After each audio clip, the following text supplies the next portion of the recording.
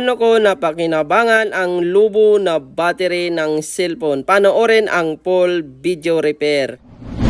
What's up mga idol? Sa video na to ay magawa tayo ng cellphone na nagbiblink-blink lang ang battery. Hindi po nagpa-power. Ang nangyari po dito, noong sinarge po niya ay bigla pong nahulog at ito po ang nangyari. Ayan, kung napapansin nyo mga idol, lumalabas lang po ang kidlat ng charging pero hindi po nakikita ang charging percentage. Hanggang ganyan lang talaga, kahit i-on mo siya or i-charge mo ng matagal ay hindi po talaga nadadagdagan. Ano po kaya ang nangyari sa loob? So yun po yung i-check natin ngayon. So ayun mga idol, buksan muna natin. So ang model po pala nito ay Xiaomi Redmi 90. Dati na po niya itong napayos. Ang problema ay patay. Na okay naman. So nung nahulog lang talaga ay nagka-problema. So hindi po ito sa akin pinaayos. At ito po pala ang nangyari mga idol. Nasilip ko agad ang sira. Ayan.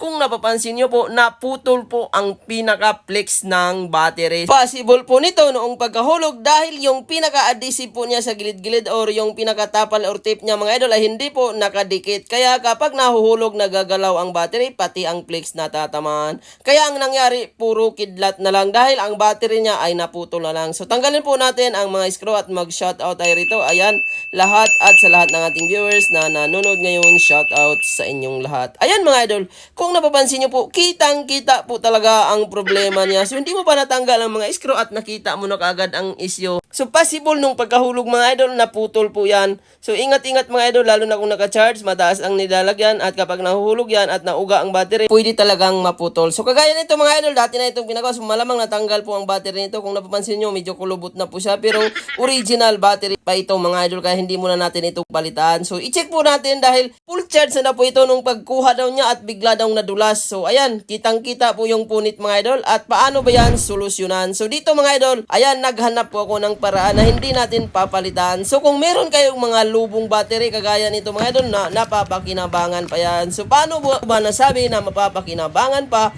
ang mga lumulubong battery? So ayan mga idol. So ito po, mayroon po tayong Oppo, Vivo, mayroon po tayong Umidigi na battery, may mga Huawei. So dito mga idol, meron din po tayong lubo na MI na kaparehas po niya. Ayan. So ito po yung kaparehas niya na battery BN62 pang Redmi 90. So dahil lubo na ito mga idol at wala na sana itong pakinabang at buti na lang hindi ko pa ito natapon. Basura na sana ito at buti na lang hindi ko na itapon dahil may kasabihan na may pira sa basura. At yung pinaka battery flex niya mga idol na napunit ay pwede natin yan ilagay dito sa original. Kahit replacement na ito mga idol na battery. So ang battery terminal niya ay napapakinabangan pa. So ayan, lubong-lubo na ito mga idol. Pero ang pinaka battery flex or battery board nito ay pwede natin ilipat dito sa original na battery na naputol kanina.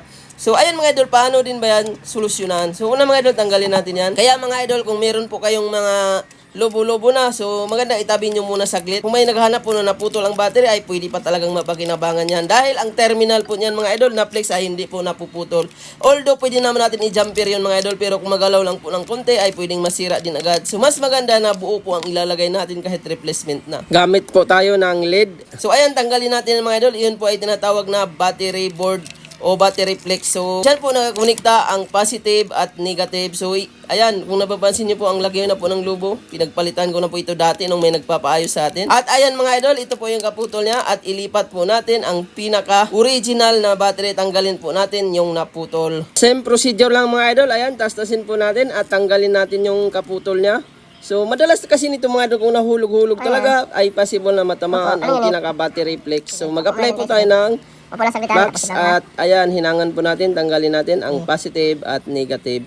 Ayun mga idol. So same procedure lang din ang ginawa natin mga idol. Lipat-lipat lang po siya at ang gagandahan sa pagganitong gawaan mga idol ay talagang matibay po ito. So ito po yung naputol niya at ito po yung ipapalit natin. So same procedure mga idol, sundan lang po natin kung paano natin tinanggal kasi parehas lang naman po yan. So, ang kagandahan nito, original pa rin ang nagagamit nating battery. Hindi po natin pinalitan ng replacement. At grabe, kapag original pa rin ang nakakabit mga idol, ay back to kunat na po siya. At ayan mga idol, kung napapansin nyo kanina, replacement na po ang battery board na nilagay natin. Wala pong problema kahit ma-overcharging kasi original naman po ang pinaka-baterya niya. So, kahit ma-overcharge po yan, ay hindi po yan basta-basta lumulubo. So, ayan, ibalik natin yung adhesive mga idol o yung tape na puti para hindi mag-short. At ibalik din po natin yung tape na itim para meron pong pong protection kapag ilagay na po natin doon sa pinaka battery frame. So ayan mga idol, so dikitan din po natin yung ilalim kasi importante din po yan dahil nandyan po ang pinaka frame. So bakal po yan mga idol, kapag nagdikit po sa positive at negative, pwedeng masunog ang cellphone. Kaya ingat mga idol, kapag nagpapalit po kayo ng ganito, kailangan masecure nyo po ang pagtakip nyan. So ayan, testing na po natin. Tingnan po natin mamaya mga idol, dahil ang sabi niya full charge na daw ito, nung binunot niya ay nalaglag bigla. So nadulas po mga idol. So tingnan po natin kung good pa ba ang battery. So dito mga idol, dahil kanina wala pong adhesive yan, so ganito po ang gagawin natin para mas may kapit na ang battery niya. So yan po yung nagsisilbing protection doon sa battery mga idol. Kapag hindi po yung nakadikit ay magagalaw-galaw ang battery. Kapag laging nahuhulog at umuuga-uga yan, para hindi na po magaya dito na naputol. So ayan mga idol, tingnan po natin, i-charge po natin kung lalabas na ba ang percentage. Kanina lugo-lugo lang. At ayan na nga mga idol, lumabas na po ang Redmi. At antayin po natin na lalabas ang percentage. At ayan na nga mga idol, 99% talaga ang battery. Tama po ang sinabi ng may-ari na full charge na daw ito. Kaya ayan mga idol, na-solve na po natin ang mga issue. So dapat mga idol, so napakinabangan pa rin talaga ang lubong battery. Sa bihirang paraan lang po yan mga idol. So kung marami naman po kayong ganito katulad mga idol, pwede nyo na po itapon kapag malaki na ang lubo dahil delikado na rin po yan. So ayan, itakip natin at tingnan natin mga lods kung functional pa ba lahat, mag-on ba ng normal. So ayan, i-charge muna natin.